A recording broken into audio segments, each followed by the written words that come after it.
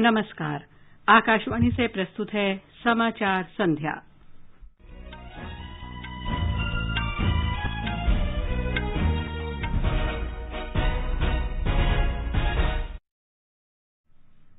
सरकार ने देश भर में ऑक्सीजन की आपूर्ति के प्रयास तेज किए।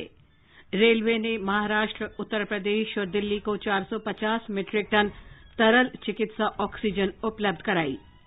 देश में अब तक 14 करोड़ 52 लाख से अधिक लोगों को कोविड टीके लगाए गए। पिछले 24 घंटे के दौरान 2,50,000 से अधिक लोग कोरोना संक्रमण से मुक्त हुए। संक्रमण के नए मामलों में कमी होने से देश को राहत। आयुष मंत्रालय ने घर पर पृथकवास में रखे गए रोगियों और स्वयं अपनी देखभाल कर रहे लोगों के लिए संशोधित दिशा निर्देश जारी किए। कर्नाटक में कोविड के बढ़ते मामलों पर नियंत्रण के लिए आज रात से 2 सप्ताह का लॉकडाउन। निर्वाचन आयोग ने 5 राज्यों में विधानसभा चुनाव की मतगणना के दिन या उसके बाद विजय जुलूसों पर प्रतिबंध लगाया। कोविड की चुनौतियों के बावजूद भारत से जैविक खाद्य उत्पादों के निर्यात में 50% से अधिक की बढ़ोतरी। और आईपीएल क्रिकेट में अहमदाबाद में दिल्ली कैपिटल्स और रॉयल चैलेंजर्स बेंगलौर के बीच मुकाबला जारी।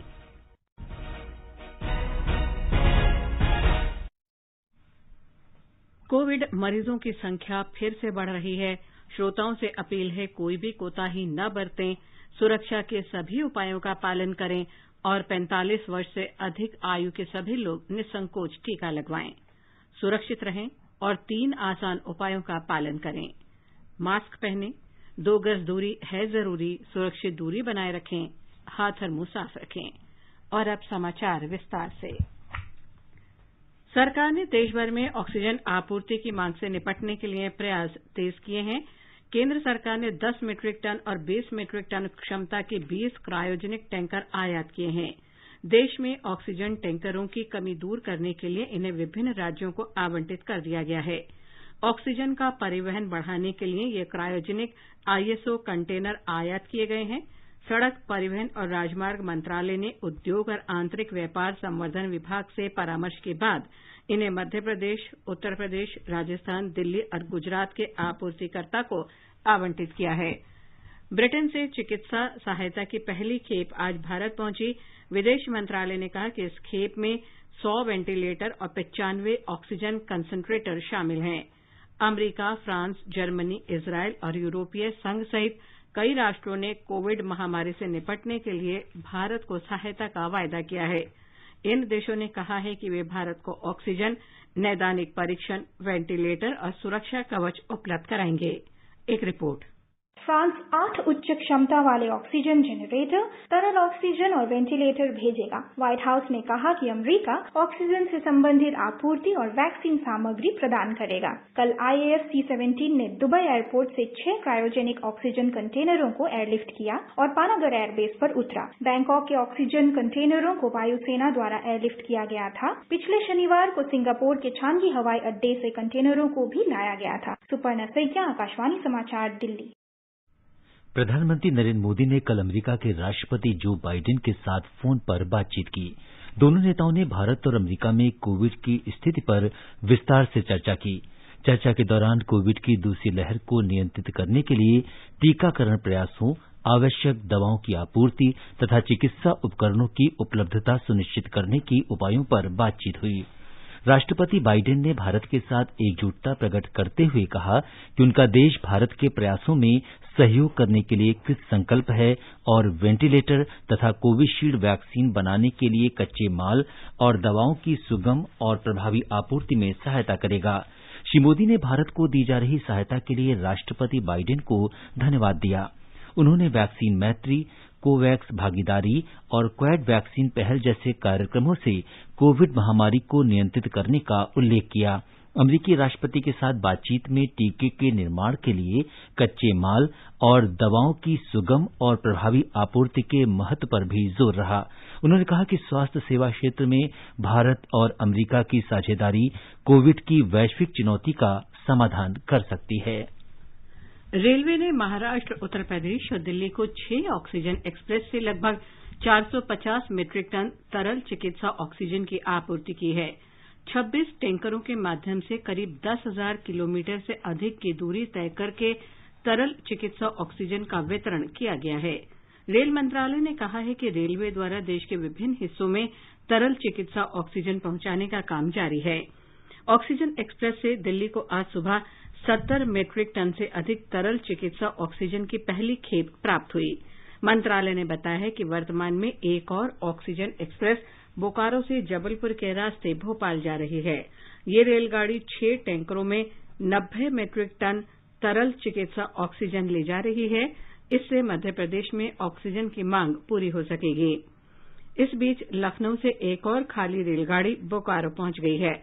इस रेलगाड़ी से उत्तर प्रदेश में ऑक्सीजन आपूर्ति करने के लिए टैंकर लाए जाएंगे। अनुमान के अनुसार रेलवे ने उत्तर प्रदेश के 202 मीट्रिक टन, महाराष्ट्र को 174 मीट्रिक टन और दिल्ली को 70 मीट्रिक टन की आपूर्ति की है। अगले 24 घंटे में मध्य प्रदेश को करीब 64 मीट्रिक टन ऑक्सीजन प्राप्त हो जाएगी। दिल्ली उच्च न्यायालय ने एक ऑक्सीजन रिफिलिंग प्लांट का संचालन दिल्ली सरकार द्वारा किए जाने का आदेश दिया। अदालत ने 5 अन्य रिफिलिंग संयंत्रों को अवमानना का नोटिस भी जारी किया। न्यायालय ने कहा कि दिल्ली सरकार राजधानी में वर्तमान हालात से निपटने में समर्थ है। उच्च न्यायालय ने दिल्ली सरकार को सतर्क रहने का निर्देश दिया और कहा कि वो सामान्य लोगों के लिए चिकित्सा ऑक्सीजन की न्यूनतम लागत सुनिश्चित करे। अदालत ने दिल्ली सरकार से ये भी कहा कि वो अपने अधिकारियों को ऑक्सीजन प्लांट पर भेजे और यदि आवश्यक हो तो प्लांट का संचालन स्वयं करे। हरियाणा सरकार ने कोविड मरीजों की बढ़ती संख्या के मद्देनजर केंद्र सरकार से रोजाना 40 मीट्रिक टन ऑक्सीजन की आपूर्ति का आग्रह किया है। ये ऑक्सीजन झारखंड के जमशेदपुर से मंगाई जाएगी और राज्य के लिए पहले आवंटित किए जा चुके कोटे के अतिरिक्त होगी। इस बीच हरियाणा सरकार ने हरियाणा राज्य औद्योगिक अवसंरचना विकास निगम के प्रबंध निदेशक अनुराग अग्रवाल और एमएसएमई के निदेशक डॉक्टर विकास गुप्ता को तरल ऑक्सीजन विनिर्माण संयंत्रों की जांच और उनके उत्पादन तथा चिकित्सा के बजाय अन्य प्रयोजन के लिए उपयोग पर निगरानी के लिए नोडल अधिकारी नियुक्त किया है। राष्ट्रीय उर्वरक लिमिटेड ने 4 ऑक्सीजन संयंत्र स्थापित करने का आदेश दिया है।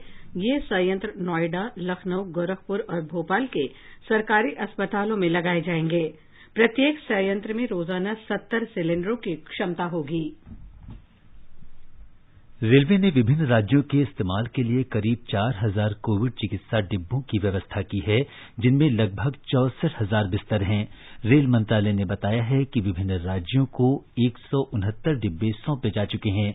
ये उत्तर प्रदेश, मध्य प्रदेश, महाराष्ट्र और दिल्ली को दिए गए हैं। दिल्ली के लिए 75 डिब्बे उपलब्ध कराए गए हैं, जिनमें 200 बिस्तरों की व्यवस्था है। उत्तर प्रदेश में फैजाबाद, भदोही, वाराणसी, बरेली और नजीबाबाद में प्रत्येक स्थान पर 10 डिब्बे उपलब्ध कराए गए हैं, जिनमें 800 रोगियों को रखा जा सकता है।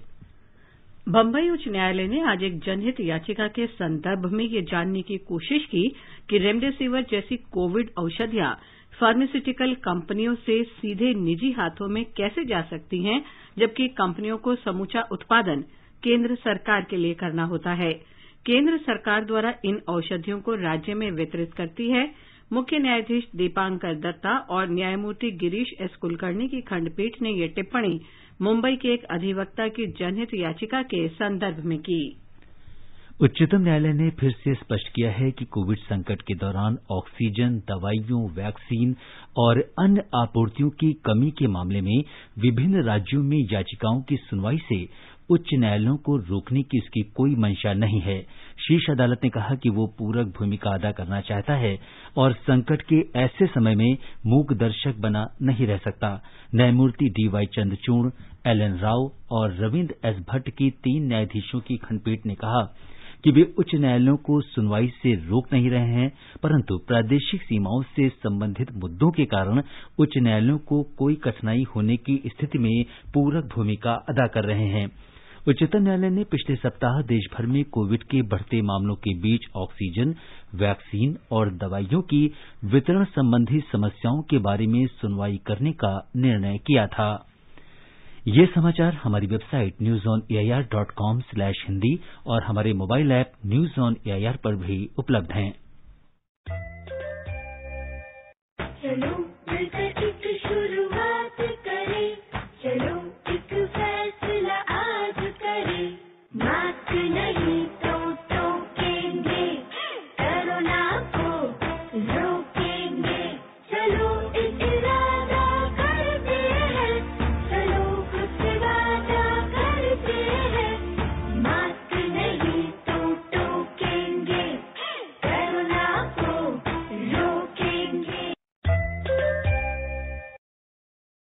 आयुष मंत्रालय ने कोरोना महामारी की दूसरी लहर को देखते हुए आयुर्वेद और यूनानी चिकित्सकों को संशोधित दिशा निर्देश जारी किए हैं। ये दिशा निर्देश संक्रमण के निवारक उपाय के साथ साथ घरों में ही पृथकवास में रह रहे मरीजों के उपचार के लिए हैं। ये दिशा निर्देश और परामर्श आयुष मंत्रालय द्वारा गठित आयुष अनुसंधान और विकास कार्य दल के साथ अधिकार प्राप्त समिति के गहन विचार विमर्श के बाद तैयार किए गए हैं। आयुष मंत्रालय ने पिछले साल कोविड से बचाव और स्वस्थ रहने से संबंधित एक परामर्श जारी किया था। इसी सिलसिले में मंत्रालय ने आयुष्क्वाथ, आयुर्वेद जैसी तैयार औषधियों के उपयोग को भी बढ़ावा दिया है। ये 4 जड़ी बूटियों का एक सरल मिश्रण है। विश्व का सबसे बड़ा कोविड टीकाकरण अभियान देश में सुचारू रूप से जारी है। स्वास्थ्य और परिवार कल्याण मंत्रालय ने बताया कि पिछले 24 घंटे के दौरान 33,59,000 से अधिक लोगों को कोविड टीके लगाए गए। मंत्रालय ने कहा कि देश में अब तक 14 करोड़ 52 लाख से अधिक लोगों को कोविड टीके लगाए जा चुके हैं। 1 मई से टीकाकरण के तीसरे चरण में 18 वर्ष से अधिक उम्र के सभी लोगों को कोविड टीका लगाया जाएगा। टीकाकरण के तीसरे चरण के लिए पंजीकरण कोविन प्लेटफॉर्म और आरोग्य सेतु ऐप पर कल से आरंभ होगा। केंद्र ने अभी तक राज्यों और केंद्र शासित प्रदेशों को कोविड वैक्सीन की 15 करोड़ से अधिक डोज निःशुल्क प्रदान की हैं। केंद्रीय स्वास्थ्य मंत्रालय ने कहा है कि राज्यों और केंद्र शासित प्रदेशों के पास अभी 1 करोड़ से अधिक वैक्सीन उपलब्ध हैं। भारत ने इस वर्ष 16 जनवरी को दुनिया के सबसे बड़े टीकाकरण अभियान की शुरुआत की थी। मंत्रालय ने कहा कि अगले 3 दिन में राज्यों और केंद्र शासित प्रदेशों को 80 लाख से अधिक अतिरिक्त वैक्सीन उपलब्ध कराई जाएंगी। स्वास्थ्य मंत्रालय ने कहा कि हाल ही में मीडिया की खबरों में कुछ सरकारी अधिकारियों के हवाले से खबर दी गई थी कि महाराष्ट्र प्रशासन ने कहा है कि राज्य में टीके समाप्त हो गए हैं और इससे टीकाकरण अभियान पर विपरीत असर पड़ रहा है। मंत्रालय ने स्पष्ट किया कि महाराष्ट्र को अभी तक 1 करोड़ 58 लाख से अधिक टीके दिए जा चुके हैं। इसमें से बर्बादी सहित 1 करोड़ 49 लाख टीकों की खपत राज्य में हुई है। राज्य प्रशासन के पास अभी 9,23,000 डोज शेष हैं। इसके अलावा अगले 3 दिन में 3 लाख वैक्सीन डोज वितरित किए जाएंगे। आगे बढ़ने से पहले मुख्य समाचारों पर एक नजर। सरकार ने देश भर में ऑक्सीजन की आपूर्ति के प्रयास तेज किए। रेलवे ने महाराष्ट्र, उत्तर प्रदेश और दिल्ली को 450 मीट्रिक टन तरल ऑक्सीजन उपलब्ध कराई। देश में अब तक 14 करोड़ 52 लाख से अधिक लोगों को कोविड टीके लगाए गए। पिछले 24 घंटे के दौरान 2,50,000 से अधिक लोग कोरोना संक्रमण से मुक्त हुए। संक्रमण के नए मामलों में कमी होने से देश को राहत। आयुष मंत्रालय ने घर पर पृथकवास में रखे गए रोगियों और स्वयं अपनी देखभाल कर रहे लोगों के लिए संशोधित दिशा निर्देश जारी किए। कर्नाटक में कोविड के बढ़ते मामलों पर नियंत्रण के लिए आज रात से 2 सप्ताह का लॉकडाउन। निर्वाचन आयोग ने 5 राज्यों में विधानसभा चुनाव की मतगणना के दिन या उसके बाद विजय जुलूसों पर प्रतिबंध लगाया। कोविड की चुनौतियों के बावजूद भारत से जैविक खाद्य उत्पादों के निर्यात में 50% से अधिक की बढ़ोतरी। और आईपीएल क्रिकेट में अहमदाबाद में दिल्ली कैपिटल्स और रॉयल चैलेंजर्स बैंगलोर के बीच मुकाबला जारी। कोविड-19 महामारी की दूसरी लहर के दौरान आज देश में कोविड मरीजों की संख्या में कुछ कमी आई है। स्वास्थ्य मंत्रालय ने बताया कि पिछले 24 घंटे में 3,23,000 से अधिक लोगों में संक्रमण की पुष्टि हुई। मरीजों की ये संख्या कल की संख्या से लगभग 30,000 कम है। देश में स्वस्थ होने की दर भी लगातार नीचे आ रही है। मंत्रालय ने बताया कि देश में इस समय 28,82,000 से अधिक रोगियों का उपचार चल रहा है। उपचार करा रहे रोगियों की संख्या देश में अब तक संक्रमण की चपेट में आए लोगों का 16.34% है। पिछले 24 घंटे के दौरान 2,51,000 से अधिक लोग स्वस्थ हुए हैं। अब तक देश में 1 करोड़ 45 लाख से अधिक कोविड रोगी स्वस्थ हो चुके हैं। पिछले 24 घंटे में 2,700 से अधिक लोगों की कोविड से मृत्यु हुई है।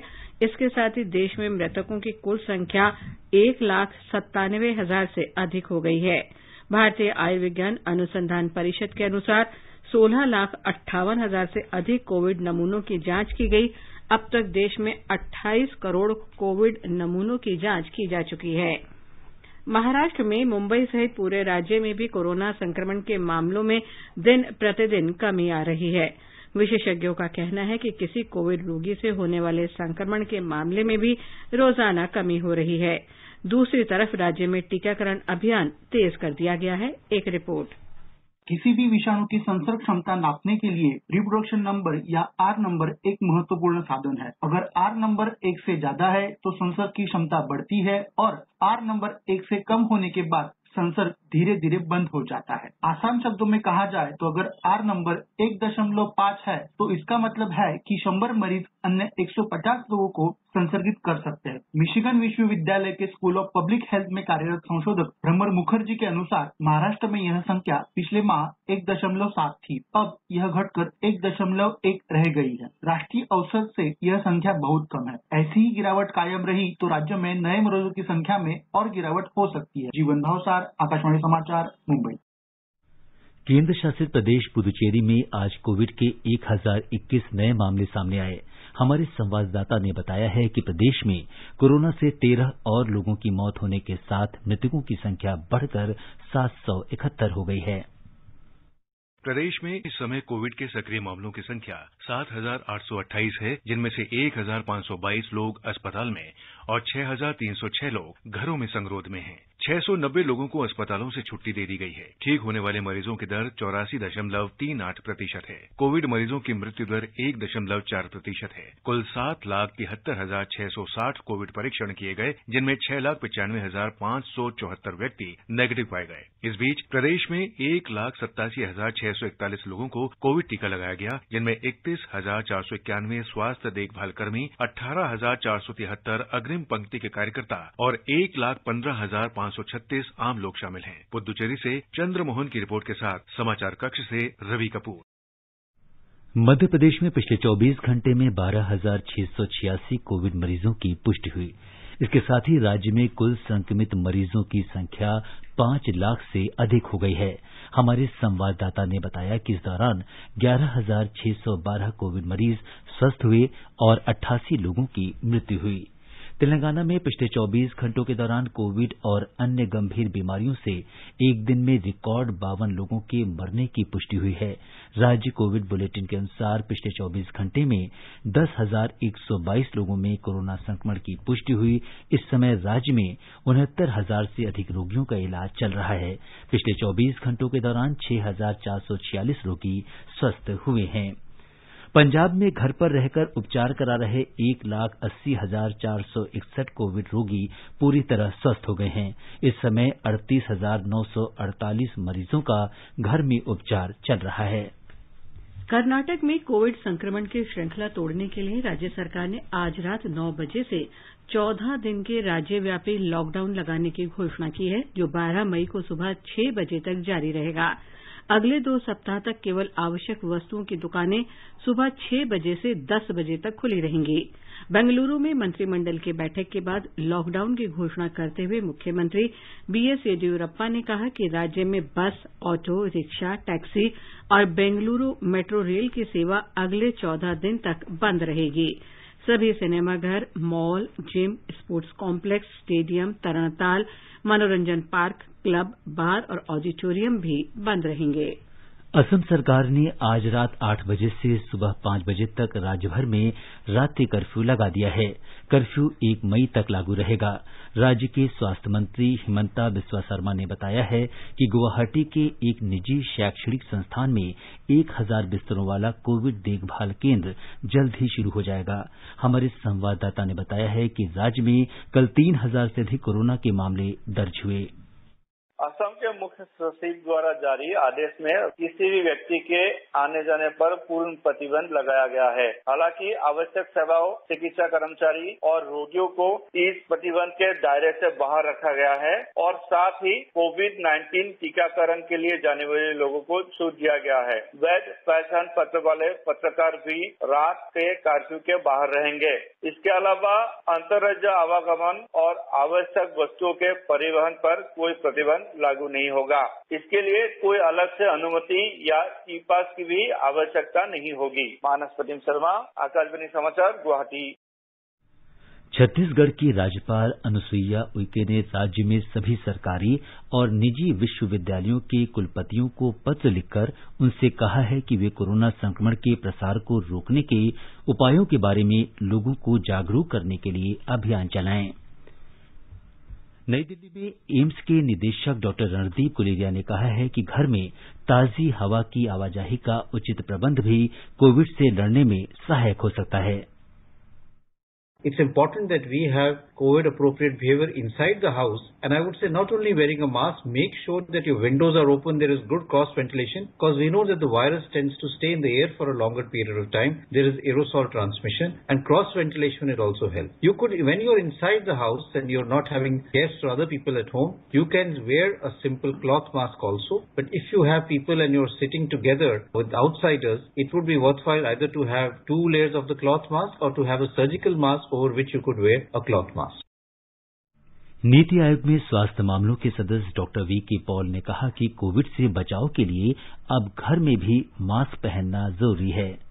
घर में एक पॉजिटिव व्यक्ति है तो बहुत जरूरी है कि वो मास्क पहने। और बल्कि अब मैं कहना चाहूंगा कि सीधा टाइम आ गया है कि घर में हम वैसे ही अब मास्क पहनना शुरू करें। हम बाहर की बात करते थे, लेकिन संक्रमण जैसे ज्यादा है तो घर में भी बाई चांस किसी को आ गया है तो जहां तक हो के घर में भी जब हम किसी के साथ बैठे हैं तो मास्क लगाएं तो फायदा है। लेकिन डेफिनेटली अगर कोई पॉजिटिव है उसको भी मास्क लगाना है, बाकियों को भी लगाना है, उसको दूसरे कमरों में रखना है। उत्तर प्रदेश सरकार ने प्रशासनिक अधिकारियों को बिस्तर आवंटन और मरीजों को अस्पताल से छुट्टी देने की व्यवस्था को प्रभावी ढंग से लागू करने का निर्देश दिया है। मुख्यमंत्री योगी आदित्यनाथ ने कहा है कि वरिष्ठ अधिकारियों को जरूरतमंद कोविड रोगियों को बिस्तर, ऑक्सीजन और दवाओं की उपलब्धता सुनिश्चित करनी होगी। हमारे संवाददाता ने बताया है कि यदि निर्देशों का सही ढंग से पालन नहीं किया जाता है तो संबंधित जिला मजिस्ट्रेट और मुख्य चिकित्सा अधिकारी को जिम्मेदार ठहराया जाएगा। राज्य सरकार ने कहा है कि प्रदेश में ऑक्सीजन की आपूर्ति हर दिन बेहतर होती जा रही है और टैंकरों की संख्या भी बढ़ी है। 64 ऑक्सीजन टैंकर इसी काम में लगाए गए हैं। इसके अलावा 20 टैंकर विभिन्न जिलों में सीधे अस्पतालों को आपूर्ति कर रहे हैं। केंद्र सरकार से भी 8 नए टैंकर मिल रहे हैं। मुख्यमंत्री योगी आदित्यनाथ ने कहा कि आगरा, मथुरा और अलीगढ़ क्षेत्रों में ऑक्सीजन के प्रभावी इंतजाम किए जाने की जरूरत है और इस दिशा में तत्काल कार्रवाई कराई जाए। उन्होंने कहा कि सभी जिलों में 2-2 सीएचसी को कोविड मरीजों के लिए तय किया जाए। राज्य सरकार का दावा है कि स्वास्थ्य विभाग के अस्पतालों में पिछले सप्ताह में जनपदवार 200 बेड बढ़ाए गए हैं। इससे करीब 15,000 बेड बढ़े हैं। इस बीच राजधानी लखनऊ से भी अच्छी खबर मिली है। आज जनपद लखनऊ में 6,000 से अधिक मरीज कोरोना से मुक्त हुए, जबकि 4200 से अधिक नए मरीज पिछले 24 घंटों में सामने आए हैं। ये लगातार 5वां दिन है जब जिले में एक दिन में कोरोना से संक्रमित होने वाले मरीजों से अधिक संख्या उन मरीजों की है जो कोरोना से जंग जीत गए हैं। सुशील चंद्र तिवारी, आकाशवाणी समाचार, लखनऊ। निर्वाचन आयोग ने 5 राज्यों में विधानसभा चुनाव की मतगणना के दिन या उसके बाद विजय जुलूस पर प्रतिबंध लगा दिया है। पश्चिम बंगाल, असम, तमिलनाडु, केरल और पुदुचेरी विधानसभा चुनाव की मतगणना 2 मई को होगी। रिटर्निंग ऑफिसर से प्रमाण पत्र लेने के लिए विजयी प्रत्याशी के साथ 2 से अधिक व्यक्ति नहीं जा सकते हैं। देश में कोविड मरीजों की बढ़ती संख्या के मद्देनजर निर्वाचन आयोग ने ये प्रतिबंध लगाया है। कोविड-19 की चुनौतियों के बावजूद 2020-21 में भारत के जैविक खाद्य उत्पादों के निर्यात में मूल्य की दृष्टि से 50% से अधिक की बढ़ोतरी हुई है। वाणिज्य और उद्योग मंत्रालय ने बताया है कि मात्रा की दृष्टि से इन उत्पादों का निर्यात 2019-20 की तुलना में पिछले वित्त वर्ष के दौरान 39% बढ़ोतरी के साथ 8,88,000 मीट्रिक टन दर्ज हुआ। मंत्रालय ने बताया है कि देश से कार्बनिक उत्पादों का निर्यात अमरीका, यूरोपीय संघ, Canada, Britain, Australia, Switzerland, Israel और दक्षिण कोरिया सहित 58 देशों को किया जाता है। और अब आर्थिक जगत के कुछ और समाचारों के साथ हैं सोनू सूद। बंबई शेयर बाजार का सेंसेक्स 48,944 पर बंद हुआ। नेशनल स्टॉक एक्सचेंज का निफ्टी भी 14,653 पर जा पहुंचा। अंतर बैंकिंग विदेशी मुद्रा बाजार में डॉलर के मुकाबले रुपया 7 पैसे मजबूत होकर 74 रुपये 65 पैसे प्रति डॉलर के स्तर पर पहुंचा। अंतर बैंकिंग विदेशी मुद्रा बाजार में डॉलर के मुकाबले रुपया 74 रुपये 65 पैसे प्रति डॉलर के स्तर पर पहुंच गया। अंतर्राष्ट्रीय बाजार में ब्रेंट कच्चा तेल $65.95 प्रति बैरल के करीब था। अब एक नजर कल के मौसम पूर्वानुमान पर। राष्ट्रीय राजधानी दिल्ली में आंशिक रूप से बादल छाए रहने के आसार हैं। तापमान 19 और 42 डिग्री सेल्सियस के आसपास रह सकता है। मुंबई में आमतौर पर आसमान साफ रहेगा। न्यूनतम तापमान 27 डिग्री सेल्सियस और अधिकतम 35 डिग्री सेल्सियस रहने का अनुमान है। चेन्नई में कहीं कहीं बादल छाए रहेंगे। तापमान 27 और 36 डिग्री सेल्सियस के बीच रह सकता है। कोलकाता में आसमान साफ रहेगा। तापमान 28 से 38 डिग्री तक जाने की संभावना है। श्रीनगर में भी आमतौर पर आसमान साफ रहेगा। न्यूनतम तापमान 9 डिग्री सेल्सियस और अधिकतम तापमान 28 डिग्री सेल्सियस रहने का अनुमान है। जम्मू में आसमान साफ रहेगा। तापमान 21 तथा 38 डिग्री सेल्सियस के बीच रहने के आसार हैं। लेह में आसमान साफ रहने का अनुमान है। तापमान 2 और 16 डिग्री सेल्सियस के बीच रह सकता है। गिलगित में आसमान साफ रहेगा। न्यूनतम तापमान 10 और अधिकतम 32 डिग्री सेल्सियस के आसपास रहने की संभावना है। मुजफ्फराबाद में सामान्यतः आसमान साफ रहेगा। न्यूनतम तापमान 14 जबकि अधिकतम 35 डिग्री सेल्सियस तक रह सकता है। आईपीएल क्रिकेट में अहमदाबाद के नरेंद्र मोदी स्टेडियम में दिल्ली कैपिटल्स और रॉयल चैलेंजर्स बेंगलोर आमने सामने हैं। ताजा समाचार मिलने तक बेंगलोर ने 11 ओवर में 3 विकेट पर 79 रन बना लिए थे। इससे पहले दिल्ली कैपिटल्स ने टॉस जीतकर पहले गेंदबाजी का फैसला किया। अंक तालिका में दिल्ली कैपिटल्स दूसरे और रॉयल चैलेंजर्स बेंगलोर तीसरे स्थान पर हैं। प्रधानमंत्री नरेंद्र मोदी ने आज हनुमान जयंती के अवसर पर लोगों को बधाई दी है। ट्विटर पर श्री मोदी ने कहा कि हनुमान जयंती का पावन अवसर बजरंग बली की दया और समर्पण की याद दिलाता है। श्री मोदी ने कामना की कि कोविड महामारी से लड़ाई में भगवान हनुमान का आशीर्वाद बना रहे। कोविड महामारी के बढ़ते प्रकोप के कारण प्रधानमंत्री की अपील के बाद संतों और उनके अनुयायियों ने हरिद्वार में हरि की पौड़ी पर आज प्रतीकात्मक शाही स्नान किया। चैत्र पूर्णिमा के अवसर पर हरिद्वार में आज महाकुंभ का अंतिम शाही स्नान है। हमारे संवाददाता ने बताया है कि पवित्र नदी गंगा में कोविड दिशा निर्देशों के अनुसार श्रद्धालुओं ने डुबकी लगाई।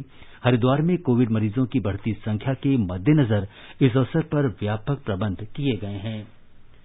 गुरु तेग बहादुर जी के 400वें प्रकाश पर्व के उत्सव इस बार कोविड महामारी को देखते हुए वर्चुअल तरीके से मनाए जाएंगे। प्रकाश पर्व के शुभ अवसर पर 1 मई को पंजाब के मुख्यमंत्री कैप्टन अमरिंदर सिंह अपने निवास से ही अरदास में शामिल होंगे। उपराष्ट्रपति वेंकैया नायडू ने स्थायी विकास के महत्व को रेखांकित करते हुए कहा है कि विश्व को ऐसे व्यापार प्रतिनिधियों की आवश्यकता है जो अल्पावधि लाभ से परे देख सकें और दीर्घावधि स्थायित्व के लिए काम करें। आज नई दिल्ली में इंडियन बी स्कूल लीडरशिप सम्मेलन का वर्चुअल उद्घाटन करते हुए श्री नायडू ने आगाह किया कि विकास लक्ष्यों को पर्यावरण की कीमत पर हासिल नहीं किया जाना चाहिए। उपराष्ट्रपति ने प्रबंधन के विद्यार्थियों से कहा कि वे अध्ययन के लिए निकटवर्ती गांवों में जाएं और ग्रामीण भारत के व्यापार और सामाजिक समस्याओं के व्यावहारिक समाधान प्रस्तुत करें। और अंत में मुख्य समाचार एक बार फिर। सरकार ने देश भर में ऑक्सीजन की आपूर्ति के प्रयास तेज किए। रेलवे ने महाराष्ट्र, उत्तर प्रदेश और दिल्ली को 450 मीट्रिक टन तरल चिकित्सा ऑक्सीजन उपलब्ध कराई। देश में अब तक 14 करोड़ 52 लाख से अधिक लोगों को कोविड टीके लगाए गए। पिछले 24 घंटे के दौरान 2,50,000 से अधिक लोग कोरोना संक्रमण से मुक्त हुए। संक्रमण के नए मामलों में कमी होने से देश को राहत। आयुष मंत्रालय ने घर पर पृथकवास में रखे गए रोगियों और स्वयं अपनी देखभाल कर रहे लोगों के लिए संशोधित दिशा निर्देश जारी किए। कर्नाटक में कोविड के बढ़ते मामलों पर नियंत्रण के लिए आज रात से 2 सप्ताह का लॉकडाउन। निर्वाचन आयोग ने 5 राज्यों में विधानसभा चुनाव की मतगणना के दिन या उसके बाद विजय जुलूसों पर प्रतिबंध लगाया। कोविड की चुनौतियों के बावजूद भारत से जैविक खाद्य उत्पादों के निर्यात में 50% से अधिक की बढ़ोतरी। और आईपीएल क्रिकेट में अहमदाबाद में दिल्ली कैपिटल्स और रॉयल चैलेंजर्स बेंगलोर के बीच मुकाबला जारी। इसके साथ ही समाचार संध्या का ये अंक समाप्त हुआ। नमस्कार।